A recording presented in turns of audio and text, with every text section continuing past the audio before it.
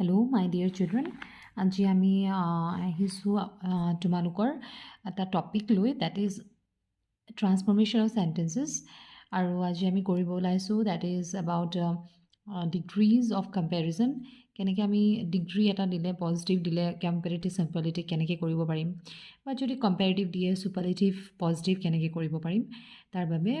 মই কেইটামান কুৱেশ্যনছ লৈ আহিছোঁ প্ৰথমটো যদি প্ৰশ্ন আমি দেখি পাওঁ that is this is the best book আমি কুৱেশ্যনত দেখা পাইছোঁ যে ইয়াত যিটো এডজেক্টিভ আছে এইটো হৈছে চুপাৰলেটিভ ফৰ্মত আছে তো যিহেতু চুপাৰলেটিভ ফৰ্মত আছে আমি